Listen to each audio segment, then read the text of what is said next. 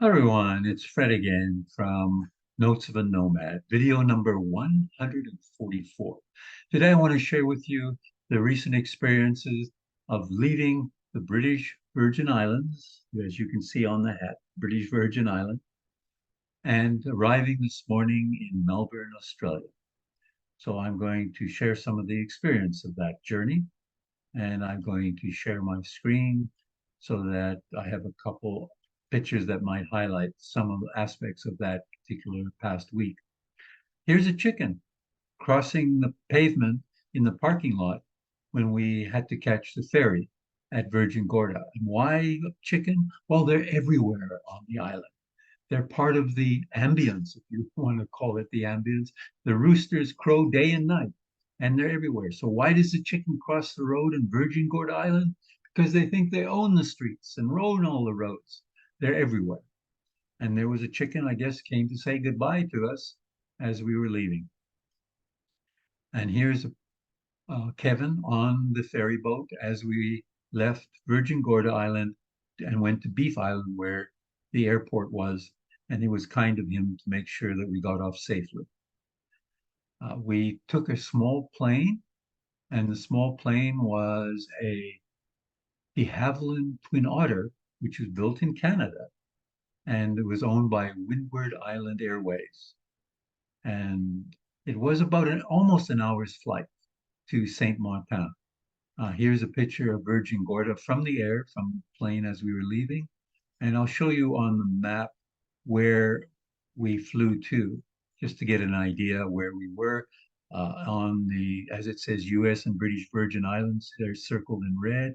And we flew from there to very relatively close, as I said, just under an hour to St. Martin. Half of the island is French, the other half is Dutch. We arrived in the Dutch part. From there, we caught a plane. We were there probably just under 2 hours, and we caught the plane WestJet flight.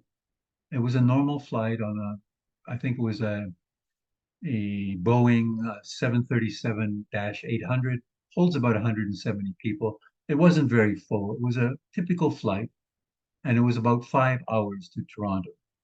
When we were in Toronto, we had to wait overnight, slept in the airport, um, and the next morning caught the flight to Vancouver. It was also a 5 hour flight.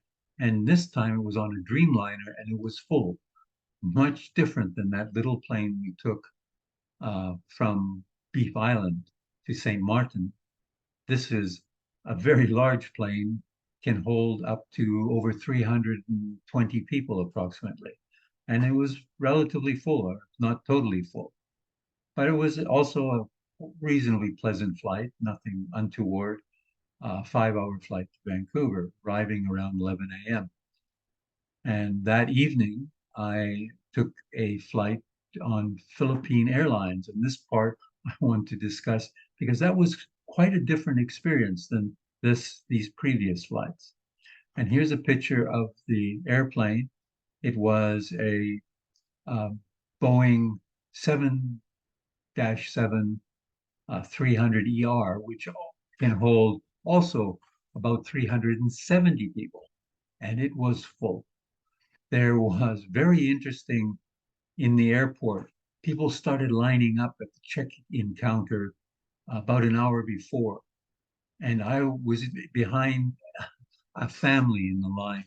And they were very typical. And this line stretched all along the corridor of Vancouver Airport. It was long. There's over 300 people and families with luggage like I've never seen. And the reason apparently would be because of COVID, a lot of families have been disconnected for years and they're bringing gifts and luggage and all sorts of things for their family members in Philippines. So it was an amazing to see. A great example was the family in front of us was two children, two parents, and three trolleys full to the gills of boxes and luggage. And there was a notice up if you any luggage or piece of luggage over 50 pounds, there's a charge of an additional $200 per piece of luggage over 50 pounds. So people were weighing their luggage, and there was a scale on one of the counters not being used. They were weighing it. And if it was over 50 pounds, they were taking things out, putting them in other underweight luggage. And this was going on all the time. And it was quite a parade of people going up with all of this items and booking in took a long time. And this was a long lineup, so much so that a plane left an hour late. And I believe it was because of all the luggage. And here's an example inside that plane. You'll see one of the overhead containers still down. And it took about an hour to get all of that, not obviously not the checked-in luggage, but the hand luggage also was full to the brim. And they had to, the poor people, in fact, these were some of the airline uh, workers discussing what they're going to do and how they're going to move and where they're going to get this luggage. And I really was thought the Philippine airline employees were wonderful. They just sorted it out, and there was no shouting, no upset, just got the luggage on board. I think if this was a typical North American airline, it wouldn't have been so calm, but they sorted it out, but it took time. And it was one of the issues to watch on this plane. And it was full. You'll also notice if you look, everyone wore masks. It was mandatory to wear a mask on the flights, on all Philippine airline flights, and in the airport. Much different to all the other flights that I've experienced so far this year. So it's a very well run, well organized airline. And it was remarkable. In fact, I was wondering, is this plane with all that luggage and all these people and all this hand luggage stuffed to the gills, is it going to be able to take off? Well, we made it. And once again, kudos to Philippine Airline. And here's a picture of me, not me, but in the airport where I was waiting for my flight, which arrived this morning. It was an overnight flight as well.